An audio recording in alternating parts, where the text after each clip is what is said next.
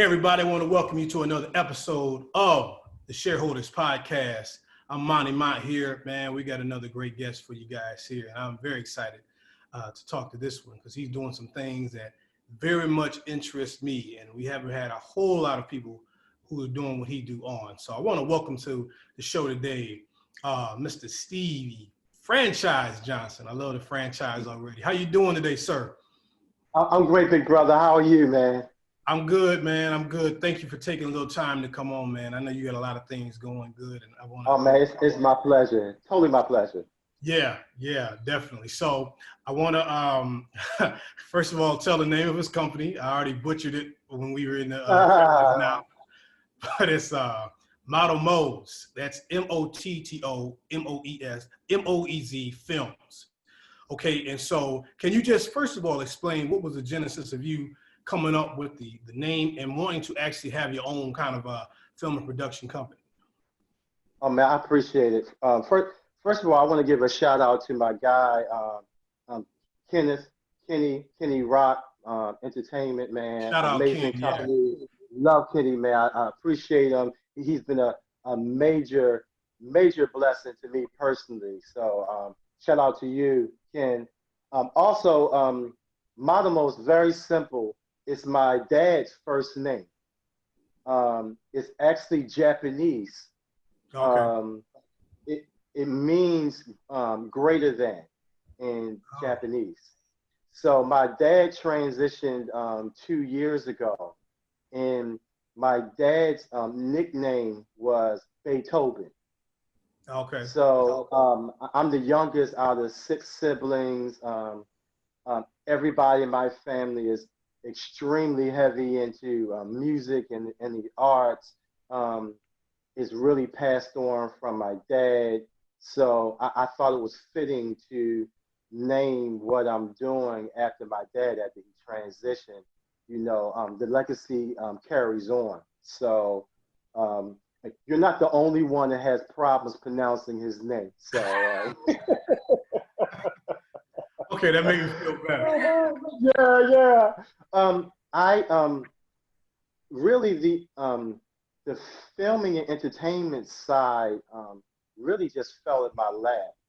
I was an artist a little while back, and I got stuck. I had a group, inspirational group, and we got stuck in the process of going to the next level in the entertainment business.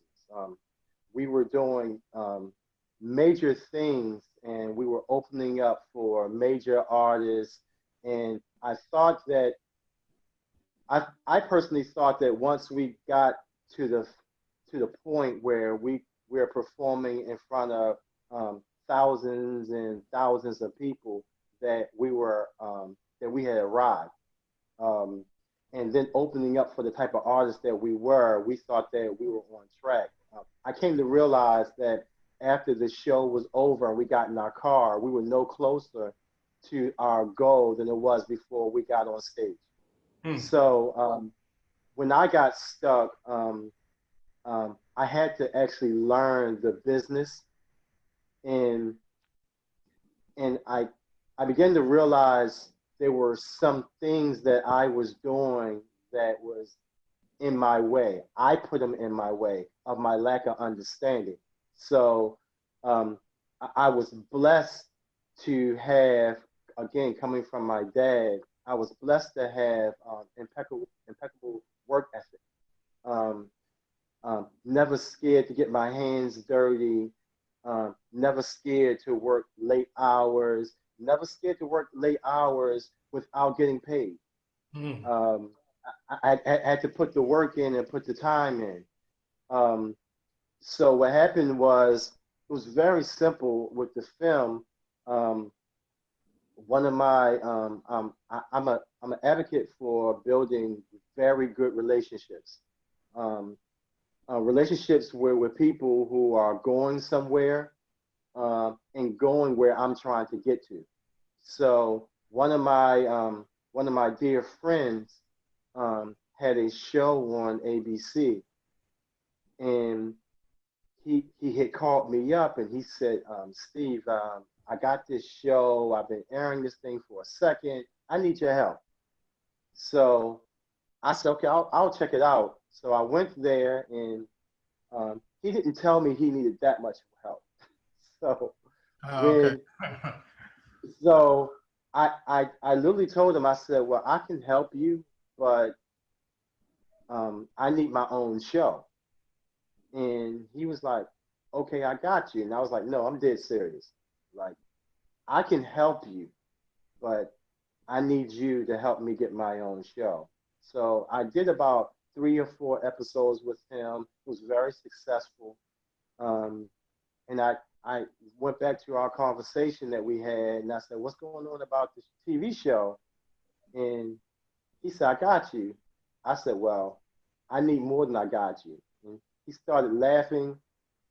He made a phone call right in front of me, um, told ABC um, that I had this guy that's doing some amazing things. I would advise you to get with him now before you can't get with him afterwards. And within 15, 20 minutes, my deal with ABC was done. Wow. Yeah. So So I want to ask you something. I want to jump back real quick to something you said. So you were trying to, break through and had some success with a group in music.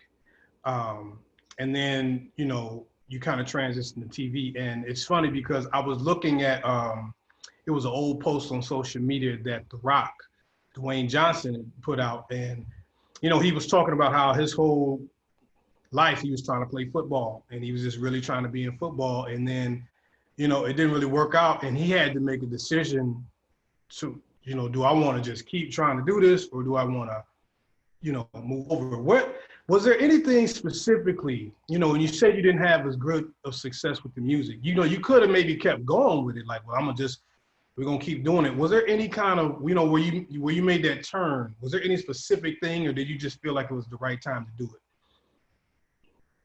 um, it's a number of different things, and that's a great question as well. The growing up young, I had a learning disability.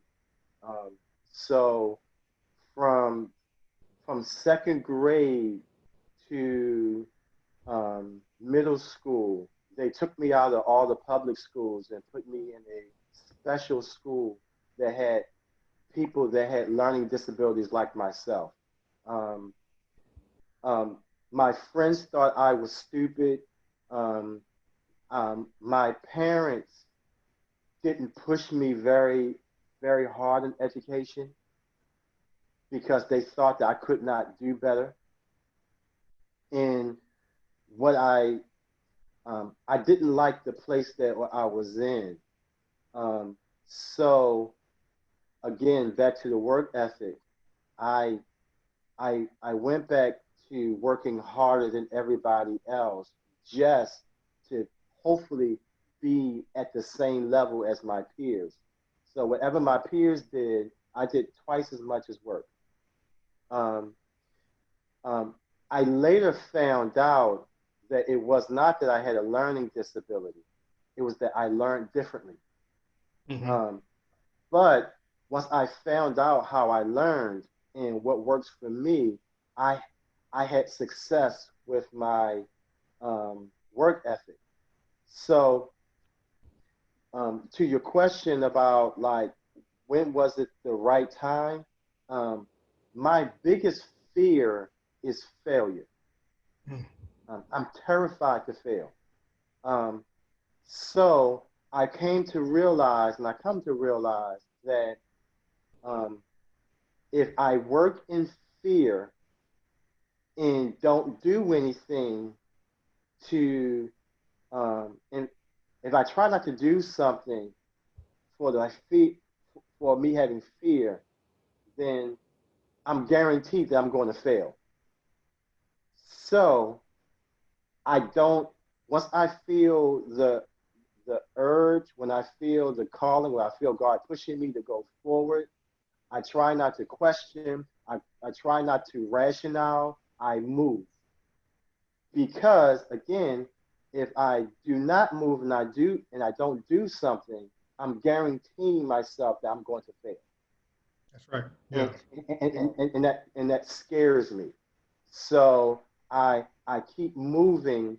And my pastor this year his topic has been about walking on water. And to some people, walking by faith and walking on water scares them. It's actually my comfort, because the less I'm in control of my situation and the more God's in control, the better my chances of succeeding. Every time I got in the way, I failed. So yeah, that's awesome to hear, man. This is the Shareholders Podcast. I'm Monty Mont. We're talking with Stevie Franchise Johnson, and I want to now get into his current endeavors. I've said this before too, that this being in this pandemic and you know, we're not free to do a lot of things and go a lot of places. Those that are creating content that people can watch or experience are really in a great place right now. And that's one of the things my man is doing. I mean, it's just where we are right now. So you have two television programs that are on the horizon, IMTV and The Platform on the ABC network. Okay, and yeah, y'all heard me right. I said the ABC network. I didn't say, you know, it's not some obscure place. So can you maybe break down both your shows and what we can expect to see coming from them? okay, so I actually have three shows. Okay. I have the two on ABC. Then I have another one, which is on my TV network, which is under Fox, Yeah. called Truth or Perspective.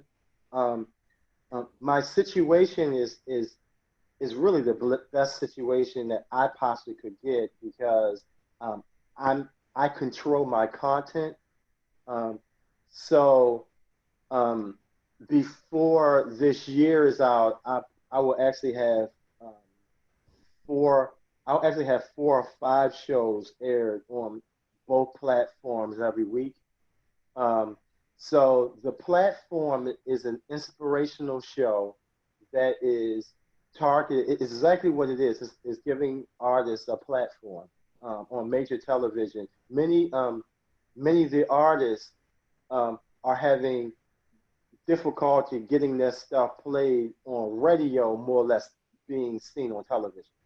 So, I created a platform for artists that they can submit their videos and we can air them.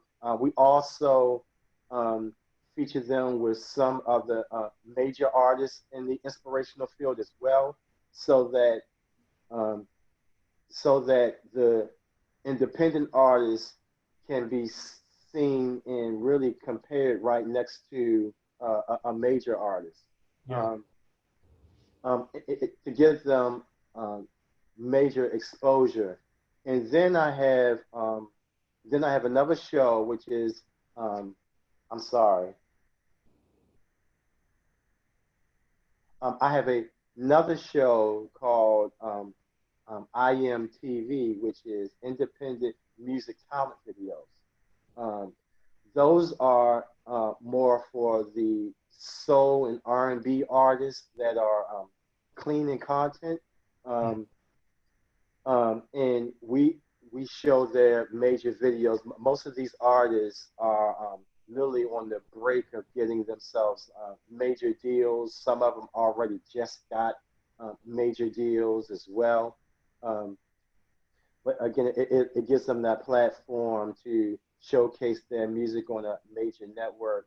And then the other show that I have currently that's on my TV network is called Truth or Perspective.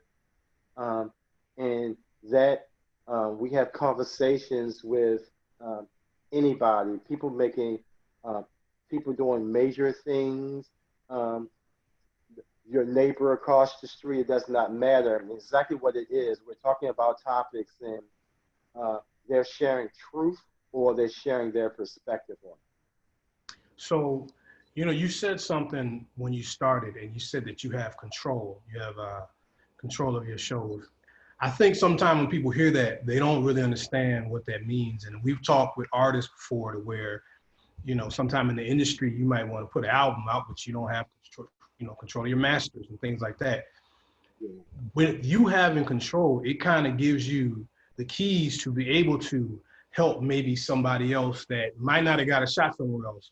Or, if you don't have the control, you might want to put somebody on and they tell you no and your hands are tied, you know what I mean? But how does that help you? And how would you tell maybe a younger person trying to come up in the industry to get that control? How important that is. And because I know sometimes people are excited just to get a deal, or, oh, they're going to put me on TV, or, oh, I'm going to get and they maybe sign something. They don't know what they're really doing. But you, with the experience now, could you maybe just tell somebody else kind of the pitfalls to watch out for and what they should do to kind of get that control of their content? You know what I mean? Sure. Again, it's a great question. Again, many of the things that I've experienced fell at my lap, or I call it on-job training. I gained control of many of the things that I did in the past because, again, when I had my inspirational group, radio wouldn't play my music. Mm-hmm. And I was like, well, how is it that I'm an inspirational group and we're opening up for Patti LaBelle, we're opening up for Charlie Wilson, we're opening up for Brandy. They're they want an inspirational vibe, and they want to hear a group that's not going to chase away their audience. So they brought us in. So how is it that we're doing this and radio won't play us? They said we didn't fit their platform. Now, later I kind of, although I don't agree with them, I understood, because typically in inspiration, when you think of someone that's contemporary, really the only real music, most of the music at that time that was contemporary was like Christian hip hop. Mm-hmm. We were soul and pop. So we didn't have that lane, and we weren't the fake version of it. We were truly a Black Eyed Peas type of, with an R&B vibe that people were like, yo, I love it, and then it inspires. So what happened was many doors were closed. So what I did was, again, you either give up or you keep on moving. So if you don't open the door for me, then I have to open up my own lane. So I stopped trying to get on with radio. I stopped trying to, I stopped calling people to try to see if you would let me. I said, well, if I want to do a concert, I will book my own venue. I will finance it myself. I will beg my wife not to leave me while I'm spending all our house money to make it happen. And then, because I've been around and I knew a couple folk, well then, hey, I'll call some of the people from BET and say, listen, I'm doing this concert. Why don't y'all, here goes some complimentary tickets. Come and check us out. And I started doing things like that, putting myself in the poorhouse, but key people were watching what I was doing. So then they wanted to have conversations. Well, to be honest with you, if I'm funding this stuff myself and I'm doing all the work, well, then I don't need you to finance me because I'm doing it myself. There it is. Yeah. So it put me in a predicament where we were talking not about trying to get on with them. We were talking partnerships. Yeah. Okay, so Steve, let me partner up with you with this thing that you're doing because I like it. And I'm sharing my vision of what I'm sharing a vision about what I'm trying to accomplish. I'm not just talking. I'm going to do this with you or without you. Yeah. So if you want to put up some of the money, then we let's do a partnership and we both win. But if not, I'm going to do it regardless. So then it changes the terms. So then I started realizing, and this is where my shift came, where people were talking to me, but were not talking to me as an artist. They were talking to me as a businessman. They were talking to me as a brand. Ah. And at that time, I was building a brand, and it started passing me as quote unquote the artist.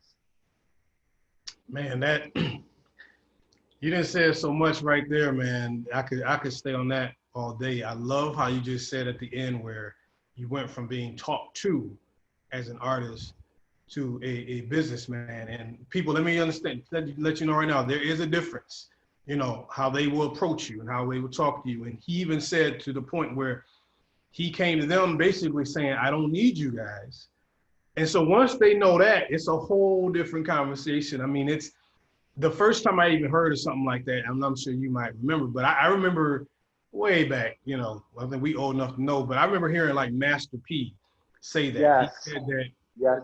you know, Yeah. he sold so much out the trunk and he was so big, he didn't need those label deals and all the tricks and all the percentages they want. He said, I'm doing this on my own. So if y'all want to come to me. And so I love how you put that because again, I don't want to discount because if you listen, you guys, to what he said at the beginning of this interview, he said it was a lot of work. I mean, this man puts in hours upon hours. So you don't think you can just jump out on the scene and you ain't putting the time. He's got connections now. He's built up relationships and things that give him a solid base. Now, if you're just trying to jump in the game, and you don't have no solid base, then you're gonna. But in doing so, now you see where all of that pays off. Man, that was awesome how you said that. So I just want to ask you, man, I don't want to hold you up too much longer, but what do you see then on the horizon? I mean, you already got some some amazing things coming up, but where do you really want to go with this? Like how, you know, are there more things that you haven't even tried yet? Are there more projects? Let me know where you really want to take this. Thank you. Again, back to my guy Kenneth, Kenneth Entertainment. Um, we're putting together some amazing things as well with the artists that he's working with and with his connections as well. Ken is doing some amazing things, and I'm honored and thankful that he even took the time to listen to me and some of the business adventures that we're doing together. Last year, I got my first entertainment venue in Baltimore, the city of Baltimore. My venue holds a little bit more than 300 people. Nice stage. So what we're doing is we're putting together a ton of concerts, anything involved in the entertainment industry, from acting. We have a play going on at the end of this month that we're actually taping for a TV series as well. Everything that I'm doing, um, I don't, one of my models is I don't do one thing to accomplish one. I do one to accomplish eight. So if I do one thing, it should bring multiple streams of income in some way, somehow, depending on how you leverage it. So with the venue, we're doing it's La Familiar Arts and Media Production Studio with my partner, cousin Adrian. So we're doing stream of concerts. The blessing with, as you said, with COVID, is that when my venue no longer could house people, I didn't have time to kick myself and try to figure out how I'm going to make rent for my venue. I went straight hardcore with filming. So I'm I'm doing that. Um, I've also linked up with a ton of huge promoters in Baltimore that again own their situation. So we're putting together a series of outdoor concerts that we can have drive-in, literally drive-in concerts where people will Nice, stay in their car, be in their stage, and they will receive an FM signal on the parking lot and watch a concert that way. nice. Um, I like that. and that venue, that if they were outside, it holds 1,800 people. If they're in their cars, I believe it's about 250 or something like that, somewhere in that ballpark. Um, Also, um, I'm diligently working on, and this is where my faith and favor in God that I'm praying for. I really want my own network. Um, I love the ability to be able to be on a major platform, but um, the industry has been taken over by independents, Yeah. and and um, although I love my platform that I have, and I'm not giving it up right now because it's not time yet, but um, at the end of the day, I do not own ABC and I do not own Fox. And if they if they tell me that they're going in a different direction, then what do I do next? You don't wait in business for someone to pull your pull the carpet under you, and you don't already have your big plan. So I really want to have my own network. So I got some major plans with that. It's already in the talks in the work, um, building that, and then my one of my next things is that I'm really getting ready to hit overseas, especially Africa. Oh yeah. Um, I've been getting a ton of calls with independent African artists that want American exposure. In return, they they will give me exposure in Africa of the millions, and that's um, I'm setting up some trips there to have some face-to-face conversations and actually see what's going on though. So um, um, that's in the work now, as well as my venue again is La Familia Arts and Media. La Familia, which is Spanish for the family. Um, I got a ton of family members who are next level in the arts, and I'm trying to open up the doors for, well, I'm not trying, I'm opening up the doors for them in the industry as well as, although you may not be blood relative, um, if if it's fitting, then if we grab you, we adopt you to our family, and we treat you as such. So any independent artist that's trying to do some major things, who have major vision and godly vision, man, I'm trying to do anything with them.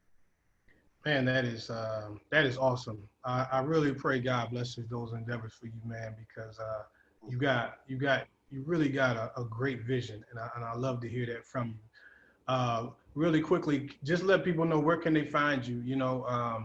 Anybody want to check out your social media or anything on your website. So just give your plugs. Sure.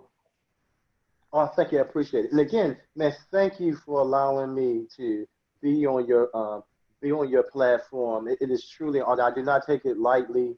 Um, I know we all busy. I know we got a ton of things going on, and I'm humbled and honored to for you having me. Thank Um, you. you can very easily you can find me. You can. always email me. I got 1,000 emails, but you can email me at Motomos, MOTTOMOEZ films at gmail.com. You can also check me out at join the platform at gmail.com. You can find Join the Platform on Facebook as well as IG. My Facebook as well, my personal is Stevie Franchise Johnson. That's on IG, and Steven Johnson on Facebook. And my website is motomosfilm.com. So there you have it, you guys. This has been Monty Mont here on the Shareholders Podcast. Been talking with a great businessman who I'm very excited. Please support people. We always say, man, we want to see more of us, more of our faces, more. Well, you got somebody right here that you can support. Last thing, man, how them Ravens gonna do? You know, y'all, season coming up. We gonna your boy Lamar. Come on now, this got to be the breakout. Man, we're praying that Lamar doesn't get hurt, because if he does not, Lamar has been A1. He just got to get past that hump of the playoffs. I believe that if the team stays healthy, I believe we will get past that hump, and Super Bowl coming soon. That's my prayer. Yeah, man. I mean, he is unbelievable, truly. And hopefully soon for y'all, man. I'm a Niners fan, and we came up a little short, you know, but you know, we'll be back. We'll be back. But I want to, real quick, I want to give a shout out as well to my man, Ken. You can check him out at I Can Rock Entertainment. A lot of guests that have come through, you know, probably, I don't know, 4 out of the last 6 or 7 that I've had, Ken's hooked me up. So I really want to give a shout out to Ken. A lot of people that have come on, been some great guests that I have. And from my platform, I need content. And then for him, you know, he's trying to give people exposure. So I really appreciated Ken as well. Thank you so much for your time, sir. I really will be looking forward to all your things that you're doing. Definitely support. Have a great day and be blessed, all right? You do the same, sir. This has been a production of the Mighty Sharp Network. Executive producer is Monty Mont. Watch the corners and always stay sharp. Put on your armor. It's war time. It's time to fight for the Lord and win this battle.